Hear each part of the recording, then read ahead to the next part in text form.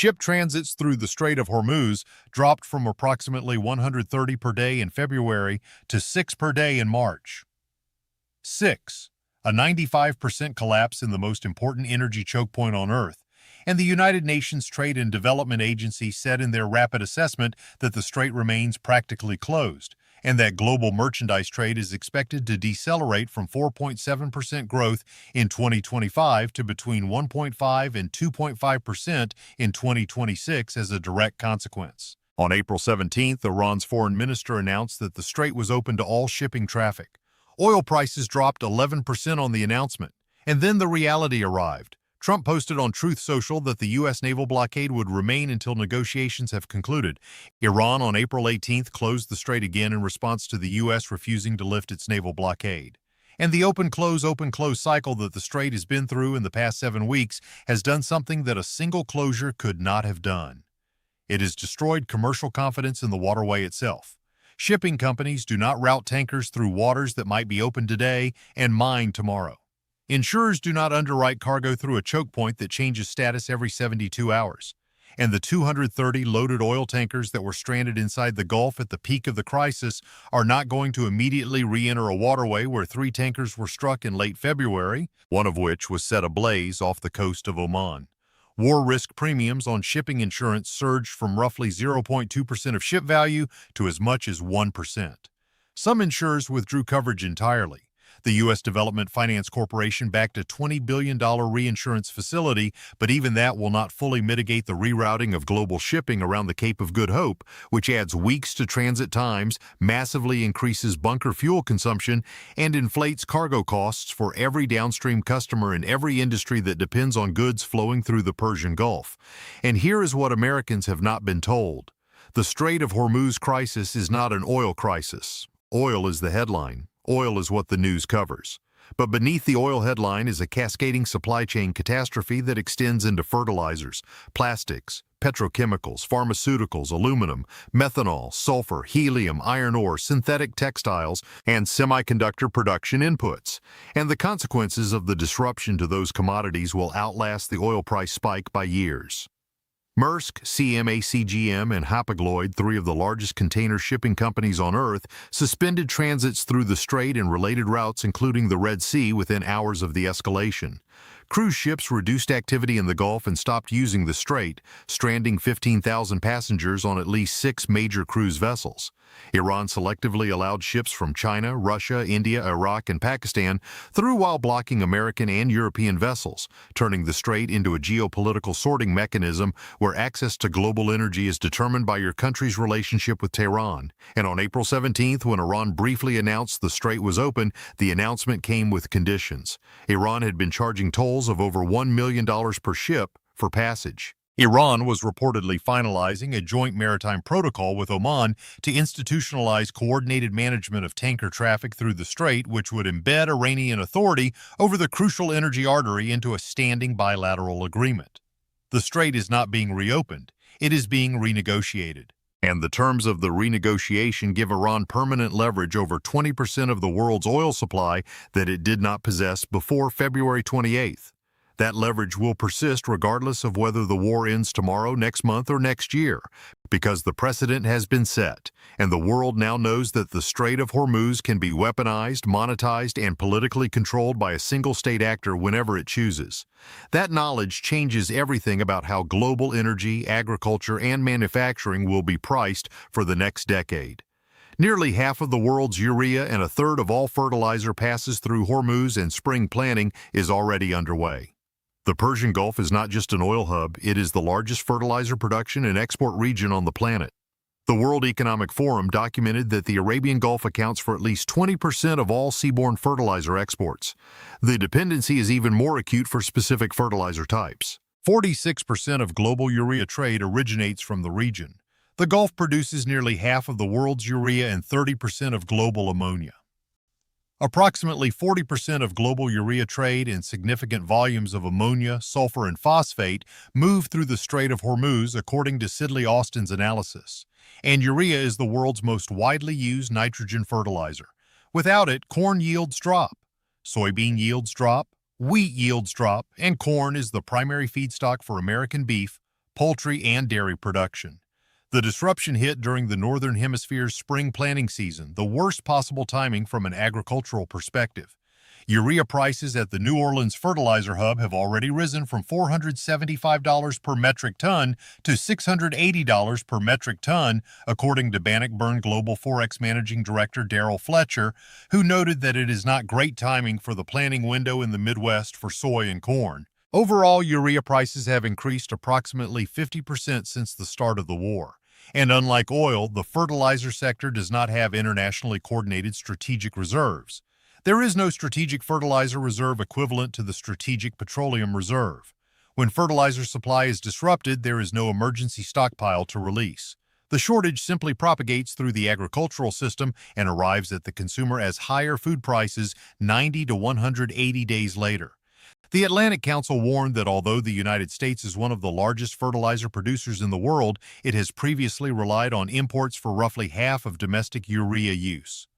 And while U.S. ammonia imports do not primarily route through the Strait of Hormuz, the closure constricts global supply, driving up prices that U.S. markets cannot escape because fertilizer is a globally traded commodity and the price is set at the margin. When 46% of global urea trade is disrupted, the price rises for everyone, including American farmers who are buying from domestic suppliers, because those domestic suppliers are now selling into a global market where their product is scarce and command prices are higher.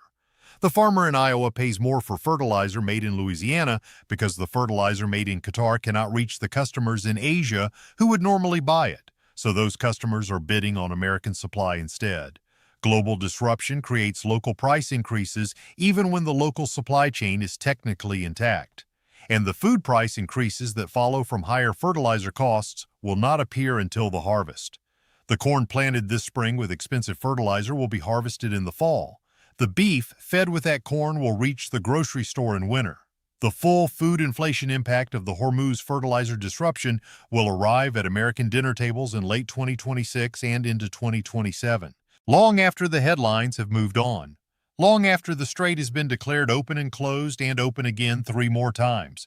And the fertilizer crisis intersects with an American agricultural system that was already under severe pressure before the strait closed. The cattle herd in the United States is at a 75-year low. Bird flu has resulted in the culling of over 185 million birds since 2022, the largest animal disease event in American history. Farm bankruptcies have been climbing for 3 consecutive years, and farm labor, which is overwhelmingly performed by immigrant workers, has been reduced by aggressive deportation policies that removed hundreds of thousands of agricultural workers from the fields before the 2026 planting season began. The fertilizer price shock is landing on an agricultural system that is already producing less meat, less poultry, fewer eggs, and less grain than it was 5 years ago. And the fertilizer disruption is not just about nitrogen. The World Economic Forum documented that industrial phosphorus, which is used as a primary reagent in producing high-analysis phosphate fertilizers vital for maintaining soil fertility, is also disrupted. Lack of availability is forcing industrial slowdowns in production hubs around the world. Diammonium phosphate prices have risen alongside urea, and the compound effect of multiple fertilizer types being simultaneously disrupted means that American farmers face higher costs on every input simultaneously. Nitrogen is more expensive. Phosphorus is more expensive. Potassium-based fertilizers are being repriced by the global supply shift, and diesel, which powers every piece of farm equipment, is more expensive because it is refined from the same crude oil that the strait was built to carry. The American farmer is being squeezed from every direction at once, and the American consumer who depends on that farmer for food is next in line. 85% of Middle East polyethylene exports go through Hormuz, and every product you touch is made of plastic. Usha Haley, a supply chain expert at the Barton School of Business at Wichita State University, told CNBC that approximately 85% of polyethylene exports from the Middle East go through the Strait of Hormuz, and she warned that shortages and backlogs will raise the price of packaging, automotive components, and consumer goods. The Atlantic Council documented that the average American used 255 kilograms of new plastics in 2019 versus a world average of 60.1 kilograms. Americans consume 4 times the global average of plastics, which means Americans are 4 times more exposed to a plastic supply chain disruption than the average global citizen. and the World Economic Forum identified 9 specific commodities beyond oil that are being disrupted by the Hormuz crisis. Monoethylene glycol, or MEG, a key input for polyester fibers, packaging, and textiles, is one of the Gulf's most significant chemical exports with approximately 6.5 million tons shipped in 2025 alone.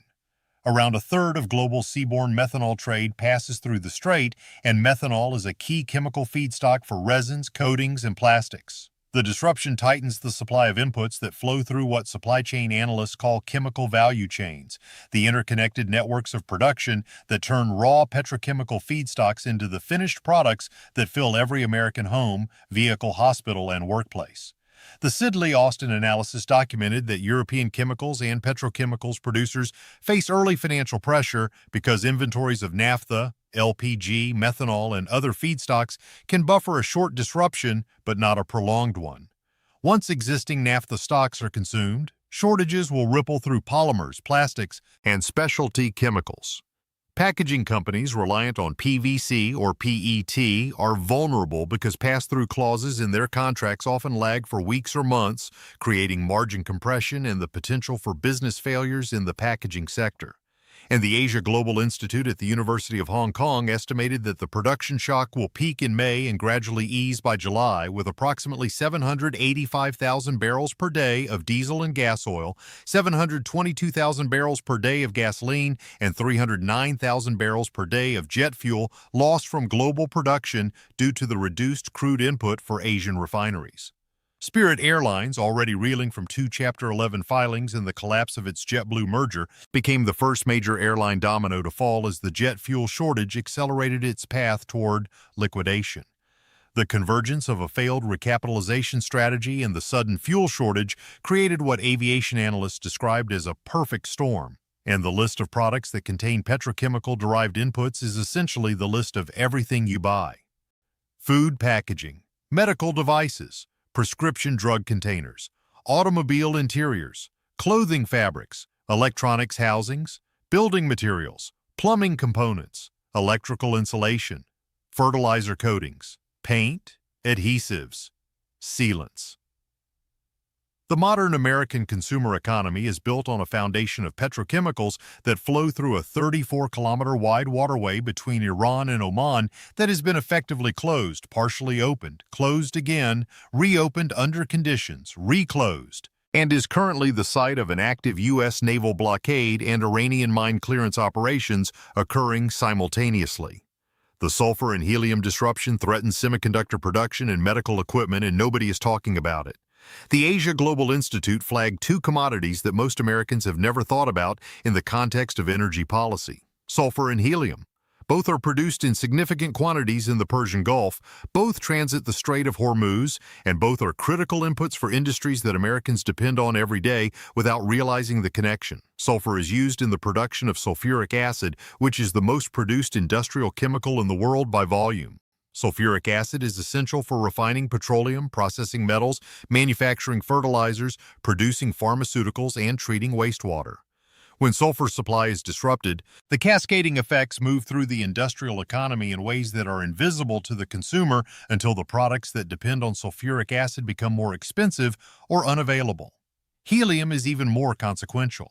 Helium is used in the cooling systems of MRI machines, in semiconductor fabrication, in fiber optic cable production, in aerospace applications, in scientific research, and in welding. The global helium supply is already constrained. The Persian Gulf is one of the major production centers. Qatar is one of the world's largest helium producers, and Qatari helium exports transit the Strait of Hormuz. When those exports are disrupted, hospitals that depend on helium-cooled MRI machines face higher operating costs. Semiconductor fabrication plants that use helium in their cleanroom environments face input cost increases that cascade into the price of every chip, every device, every computer, every car that contains modern electronics. And the Houthi-controlled Yemen announced on February 28 that it would resume attacks on commercial ships in the Red Sea, forcing Suez Canal traffic to be rerouted around Africa's Cape of Good Hope. The Hormuz closure and the Red Sea disruption are happening simultaneously. 2 of the 5 critical maritime choke points that carry the overwhelming majority of global trade are under active threat in the same year. Ships that cannot transit Hormuz also cannot transit the Suez because the Red Sea approach is under Houthi attack. And the semiconductor industry dependency on helium extends deeper than most Americans realize. Every MRI machine in every hospital in America requires liquid helium to cool the superconducting magnets that generate the magnetic field. When helium supply tightens, hospitals face a choice between paying dramatically higher prices for helium refills or reducing MRI availability. During previous helium shortages, some hospitals were forced to cancel non-emergency MRI scans, which delayed cancer diagnoses, delayed cardiac assessments, and delayed neurological evaluations for patients who were waiting weeks for imaging that is considered standard of care. The Persian Gulf produces approximately 25% of global helium supply.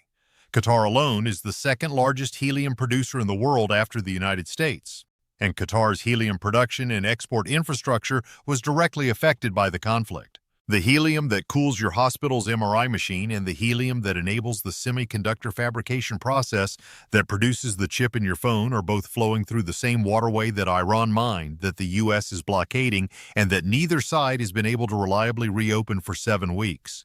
The pharmaceutical supply chain is similarly exposed, not just through the direct petrochemical inputs that are used in drug manufacturing and packaging, but through the sulfur-dependent processes that produce the sulfuric acid used in pharmaceutical synthesis, through the disrupted shipping routes that delay active pharmaceutical ingredient deliveries from Asian manufacturers who are themselves experiencing input shortages, and through the energy cost increases that raise production costs at every pharmaceutical manufacturing facility that is powered by natural gas or electricity generated from natural gas. China and Russia are gaining permanent strategic leverage from the crisis while America pays the price. The Atlantic Council published an analysis with a title that should have generated a national conversation but was buried beneath the daily war coverage. The title was ___quote__1__. The analysis documented that as allied industrial capacity tightens, especially in petrochemicals and fertilizers, China and Russia will increasingly be able to secure new geopolitical leverage across global supply chains. Iran on March 26 announced that ships owned by 5 nations would be allowed to transit the Strait of Hormuz. Those 5 nations were China, Russia, India, Iraq, and Pakistan. Chinese ships were allowed through. American ships were not. Russian ships were allowed through. European ships were not. The selective reopening gave China and Russia preferential access to the energy and petrochemical flows that were being denied to the United States and its allies. Chinese refineries continued to receive crude. Chinese petrochemical plants continued to receive feedstock. Chinese fertilizer producers continued to receive inputs, while American, European, Japanese, and South Korean refineries and petrochemical plants were cut off from the same supplies and were forced to source alternatives at higher prices from longer supply routes. The competitive advantage this creates is not temporary. When a Chinese manufacturer can produce plastic packaging at a lower input cost than an American manufacturer because Chinese ships have preferential passage through the strait, that cost advantage embeds itself in trade patterns that persist long after the crisis ends. Customers who switched to Chinese suppliers during the disruption may not switch back when the strait reopens because the Chinese supply relationship is established, the pricing is competitive, and the risk of future Hormuz disruptions makes the Chinese supply route, which does not depend on the strait for its domestic production, more reliable than the Middle Eastern route that American supply chains traditionally depended on. Every day the strait remains closed or restricted shifts market share from American allied supply chains to Chinese-aligned supply chains. Every day gives Beijing more cards to play, in the Atlantic Council's words. And the American consumer who is paying higher prices at the grocery store, at the gas pump, at the pharmacy, and at the hardware store is not just absorbing a temporary cost increase. They are financing a permanent strategic realignment of global supply chains away from American influence and toward Chinese dominance. The price at the pump is not just a price, it is a geopolitical transfer, and the transfer is accelerating every day that the Hormuz crisis continues in any form, whether fully closed, partially open, toll-controlled, or subject to the open-close cycle that has defined the past 7 weeks. Malaysia and Thailand were also granted access to the strait after bilateral talks with Iran, further expanding the circle of nations with preferential treatment. The Philippines secured passage for Filipino seafarers following separate negotiations. What is emerging is not a maritime choke point governed by international law. It is a bilateral toll system where Iran grants access on a country-by-country basis in exchange for diplomatic, economic, or strategic concessions. The United Nations Convention on the Law of the Sea, which guarantees the right of transit passage through straits used for international navigation, has been rendered functionally irrelevant. Both Iran and the United States signed, but neither ratified UNCLOS, which means neither country is legally bound by it. And the practical reality on the water, where Iranian naval forces control access and American naval forces have declared a blockade, supersedes whatever the international law might theoretically require. The strait is now governed by power, not by law, and that reality will persist in the insurance market, in the shipping market, in the commodity market, and in the strategic calculus of every nation that depends on Persian Gulf energy long after the last press conference declares the crisis resolved. The damage to energy infrastructure will take 2 years to repair, and the insurance market has permanently repriced the risk. The International Energy Agency estimated that more than 80 energy facilities across the Gulf were damaged during the fighting, including refineries, terminals, upstream production sites, and pipelines. More than a third of those facilities were severely damaged. The IEA warned that it could take up to 2 years to restore output from the Middle East to pre-war levels. Some fields may require specialized oil field services, including workovers, coiled tubing units, chemical treatments, and perforation to restart.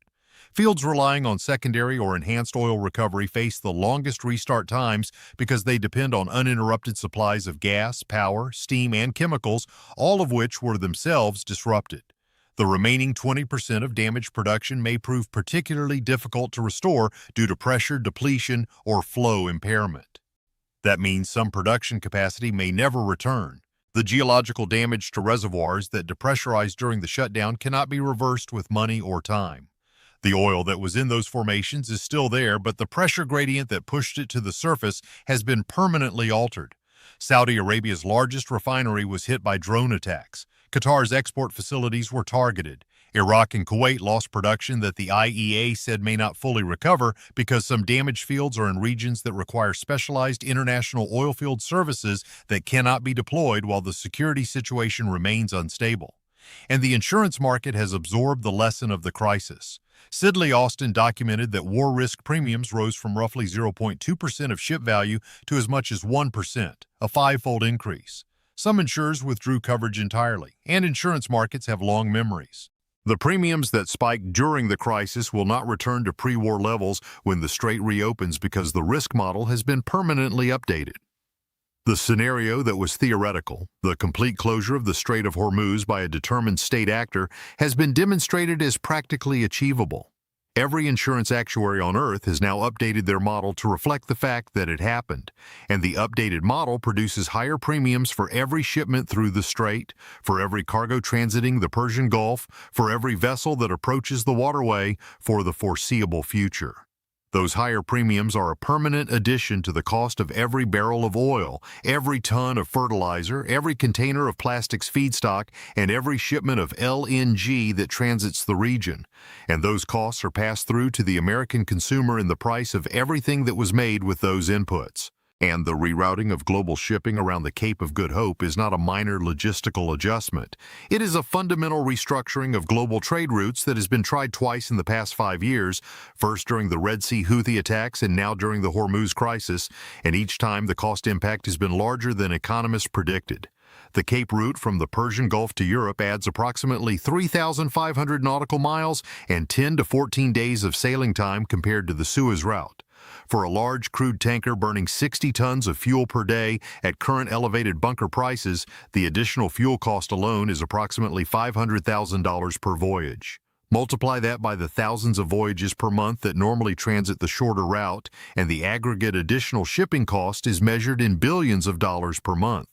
And those billions are not absorbed by the shipping companies. They are passed through to the commodity buyers, who pass them to the processors, who pass them to the manufacturers, who pass them to the retailers, who pass them to the American consumer. Every hand the cost passes through adds a margin. By the time the Cape routing surcharge reaches the price sticker on a product at Walmart, it has been marked up 5 or 6 times. A $500,000 additional shipping cost on a tanker carrying 2 million barrels of crude becomes a fraction of a cent per barrel, which becomes a fraction of a cent per gallon of gasoline, which becomes virtually invisible at the pump. but the same math applied to fertilizer, petrochemicals, methanol, MEG, aluminum, helium, sulfur, and every other commodity rerouted around the Cape of Good Hope adds up to a permanent structural increase in the baseline cost of the American consumer economy. Not a spike, a new floor. And the floor is higher than it was on February 27, 2026, and it will remain higher for as long as the insurance market remembers what happened on February 28th, which is to say, forever. Insurance markets do not forget. The Strait of Hormuz crisis has exposed something that the architects of the global economy spent 50 years building and took for granted. The entire model of globalized trade depends on a small number of maritime choke points remaining open, insured, and secure at all times. The Strait of Hormuz, the Suez Canal, the Strait of Malacca, the Panama Canal, the Bab el-Mandeb. These 5 waterways carry the overwhelming majority of global trade by volume, and in 2026, 2 of the 5 are simultaneously compromised.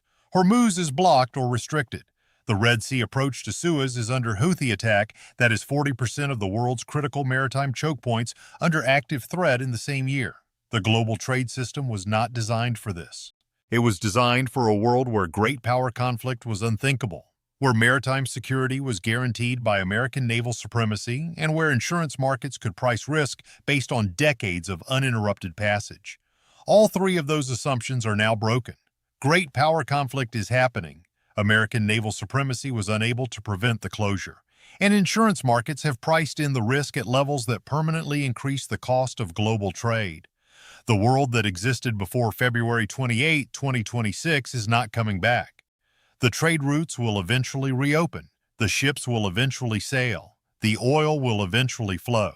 But the cost structure that defined the era of cheap, reliable, just-in-time global supply chains has been permanently altered by the demonstration that a single determined state actor with mines, drones, and missiles can close the most important waterway on Earth for weeks, inflict damage that takes years to repair, and shift the balance of global economic power in the process.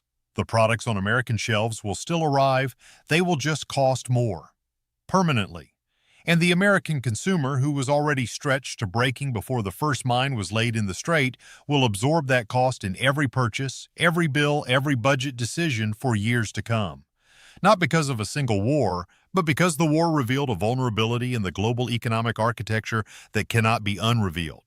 The strait is 34 kilometers wide, and the entire American standard of living was threaded through it like a needle through fabric. And someone just demonstrated that the needle can be broken. And the people who broke it, and the people who decided to respond with a naval blockade rather than diplomacy, and the people who launched the strikes that provoked the closure in the first place will not bear the cost of that decision. The cost will be borne by the truck driver paying $5 for diesel, by the farmer paying 50% more for fertilizer, by the family paying $4.15 for gasoline, by the patient waiting an extra month for an MRI, by the retiree watching the grocery bill consume a larger share of a fixed income every month, by every American who was never asked whether a war in the Persian Gulf was worth the price they are now paying, and will continue paying, long after the politicians who launched it have moved on to the next press conference.